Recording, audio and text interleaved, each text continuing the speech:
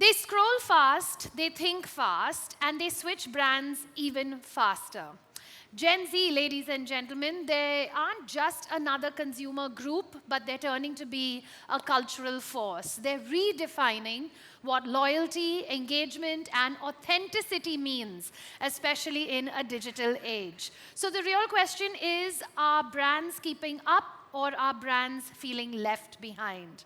So today we're diving into how businesses are rethinking their engagement, their storytelling, their innovation.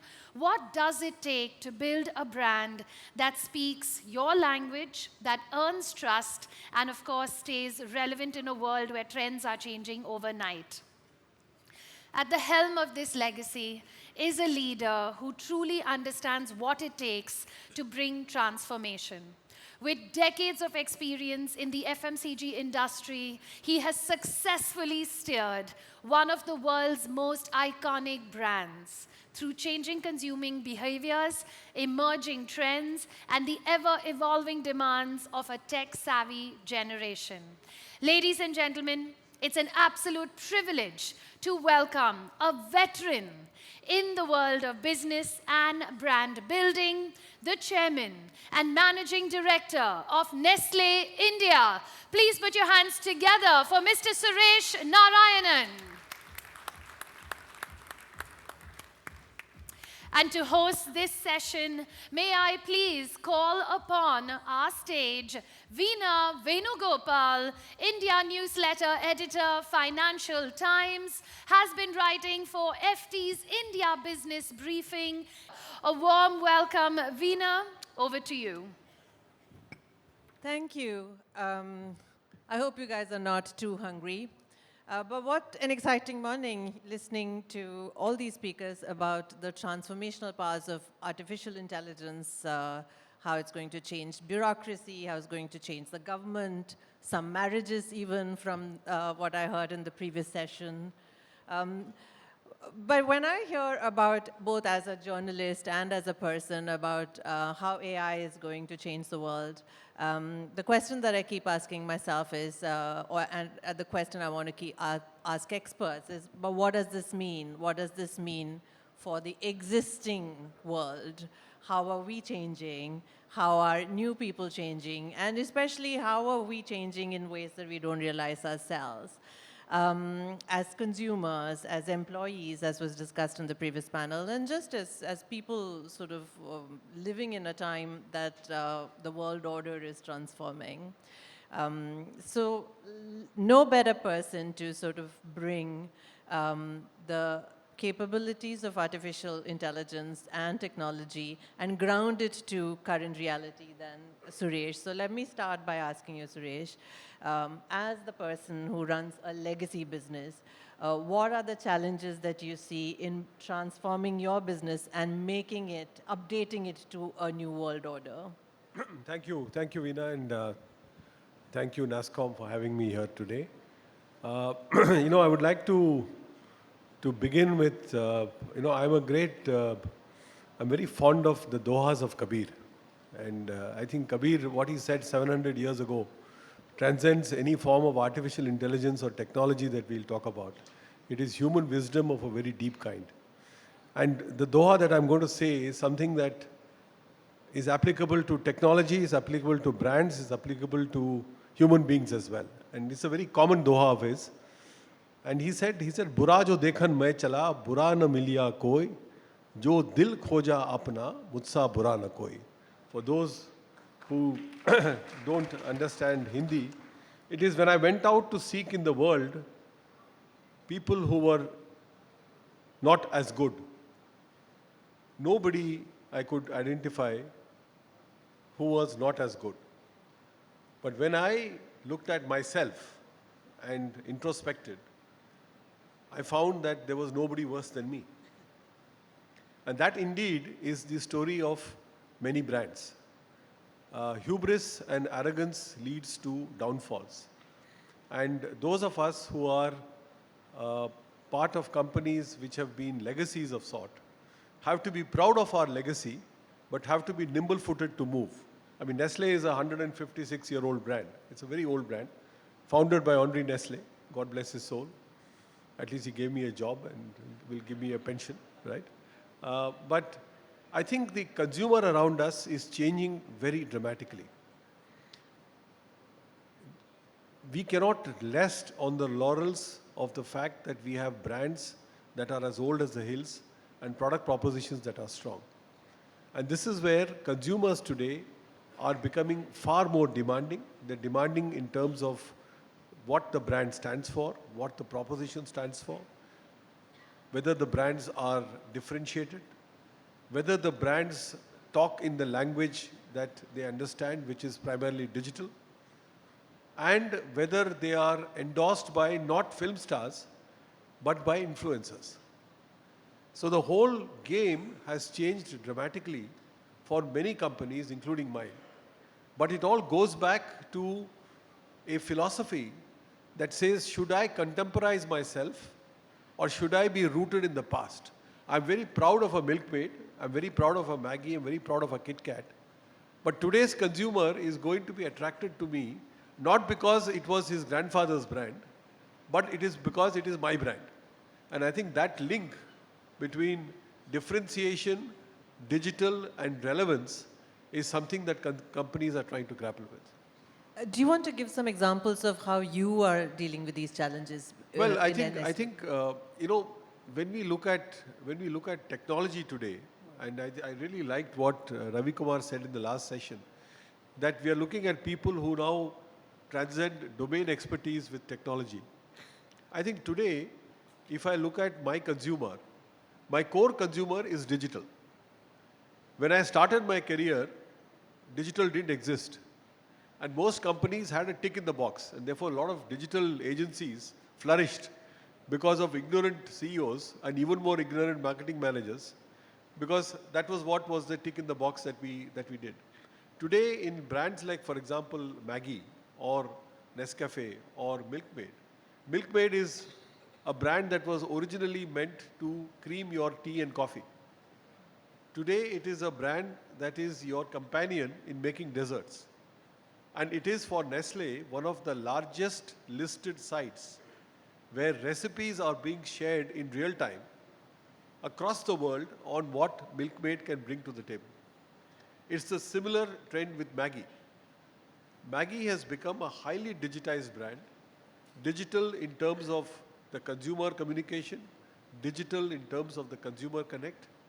Today, there are more than 30 to 40 million users of the Maggie platform, which was just a couple of hundred thousands a couple of years back. So all of this means that the language of usage of the company itself changes from making brand statements to making digital statements. This also applies to the channels and operations. Today, my operations are getting highly digitized. My manufacturing operations are digitized.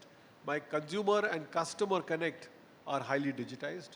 My retail platforms, my dealing with the customer or the retailer has become highly digitized. Because today, being fast, being focused, being flexible, being fungible, and being future ready is really what is the name of the game. So I cannot be sitting on my laurels saying that I have this brand and this is what the brand means. I think brands have to mean, and you take a brand like Maggie, for example. Those of you who are noodle eaters in India will know it. It is the one example of a consumer brand that is mass customization. You like to eat Maggie your way, and that's the only way you want. This applies to many billion users in this country who like to eat it in their own manner. How do I capture all of that in marketing plans? Is the power of artificial intelligence and the power of data. How do I digest it in my system is today the big challenge for me, because data is not in short supply. What is in short supply are insights. And what I need as a marketeer are insights and not just data. That's very interesting. Which sort of ties in with the next question that I want to ask you.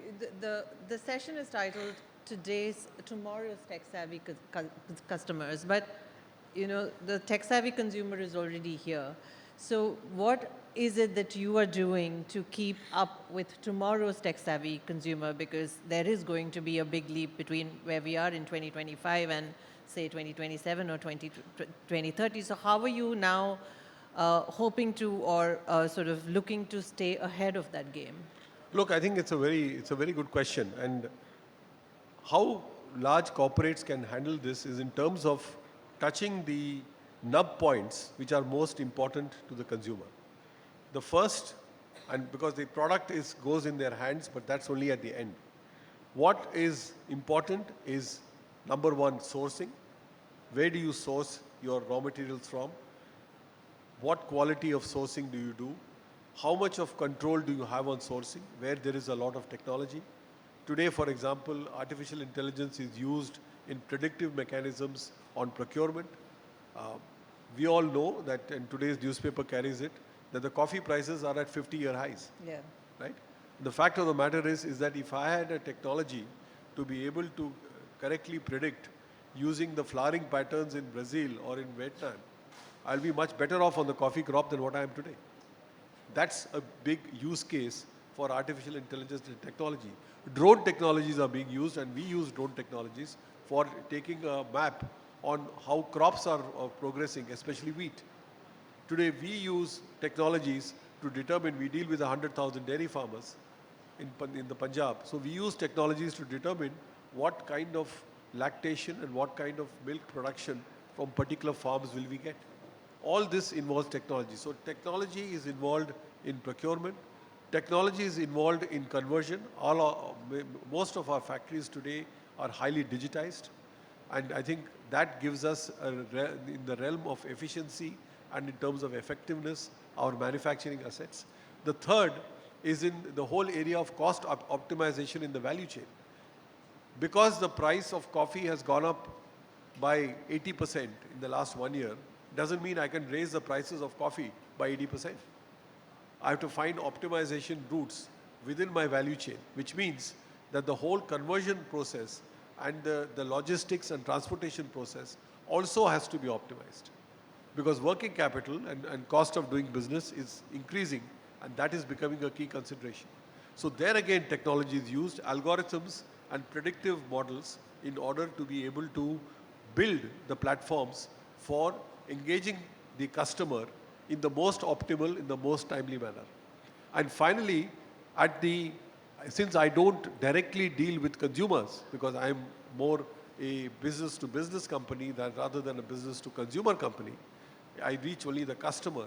Using the information from the customer in terms of consumer offtakes to be able to determine backward into my stocking programs, into my logistic programs, into my procurement programs, into my manufacturing programs. I think that is the kind of sensitivity that is being built in. Because a 1% improvement in forecasting efficiency with the complexity that I have in consumer goods can lead to a manifold improvement in the cost of doing business and in profitability. That's why technology and building in the digital platforms are so very critical. And yes, today we are talking about the quick commerce revolution. Almost half my business in e-commerce is quick commerce. It was 0 3 years ago. So today it is becoming the sine qua non of a customer trading platform. Now, the question that I get asked, and rightly I get asked by the e-commerce fraternity, by the quick commerce fraternity, is, I deliver to the consumer in 8 minutes. Why does it take you 48 hours? So how do I ensure that my manufacturing practices and processes and my data interfaces with my customer are strong enough to be able to, in real time, anticipate and give them deliveries within a couple of hours? Today we have managed to reduce it to 1 day, but I still tell my team that, look, 1 day is one too many. We probably have to do it in a couple of hours. And these are all the positive challenges that come from the customer end that make it happen as far as the organization is concerned. Yeah, I mean, that's how quickly things have changed and Yes. the landscape has transformed is phenomenal. So let me ask you, What are the things that keep the chairman of Nestle up at night in 2025? And how is it different from what it used to be in 2015? And also, what are the things that you would celebrate in 2025, which was not in the realm of imagination at all in 2015? I think one of the things that I normally sleep pretty soundly. Even having been through so many crises, I think I've just become immune to them, and therefore tend to sleep fairly well. But the one thing that I think is going to make a differentiation for most companies is really finding the right kind of talent to manage this transition that's taking place in the consumer. I know that is not the hot topic here. It's all on artificial intelligence. But people with real intelligence who can use artificial intelligence to mind the consumer is really the challenge that we have today. And I think for us, the talent dimension is the most critical dimension of making things happen. Getting the right, we get today, somebody coming in digitally savvy is no big deal. Everybody is digitally savvy. Yeah. It's only digital immigrants like me who have to gape and gawk at them saying, wow, you know so much, right? They already know it. And the next generation alpha, which is coming into the workforce, knows even more. So the question is really twofold. The incorporation of relevant talent into organizations, and secondly, identifying the best user cases for artificial intelligence and technology.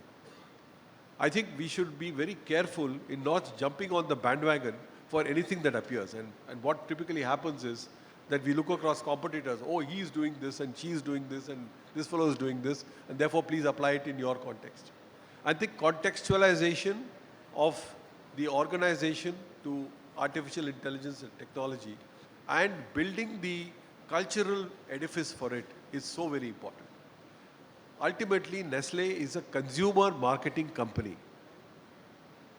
It is not a Cognizant, it is not an Infosys, it is not an HCL, it can never be, it doesn't want to be. So, how do I embed the capabilities and the capacities in the organization to accept user case established technologies with talent that is today, we all know that the Gen Zs get bored very quickly. Right? In 4 weeks' time, they want to go for a mountain trek, they want to go fishing, they want to do all kinds of things, right? And therefore, to keep them engaged and to keep them occupied is also a big challenge for companies. Totally. And I think we've become the mom and pop panel because like all the fancy IT kids were talking about these sexy new things that you're going to do in artificial intelligence. We're trying to keep it real before lunch. We have a couple more minutes before we wind up, so we can take one, maybe two questions, depending on the length of the question and answer. Is there anyone who has a question? Suresh, hi. I think I've asked you this question before. Let me ask it again. So in this era of so much hype around artificial intelligence, how should human intelligence really evolve? What are you doing to make sure that not just the Gen Zs, but Gen Y, X, everybody else evolve so that they can master AI? Very good question, Ganesh. And what I say may be a little bit controversial, but I strongly believe in it. I think the only role that a CEO has in an organization is to be an evangelist of the culture that they want to set in the organization. When the CEO starts becoming a tech expert or a supply chain expert or a marketing expert, is the death knell for the company. Because everybody else then fundamentally starts looking at this guy and saying, sir, I have this problem, why don't you sort it out? Upward delegation is a great form of management that all of us have learned in our careers. So I think, and it's a very good question you asked, Ganesh, and I think for us the challenge is how do you integrate a company that is brick and mortar and that's talking about real fungible products using the benefits of technology in order to accelerate our journey.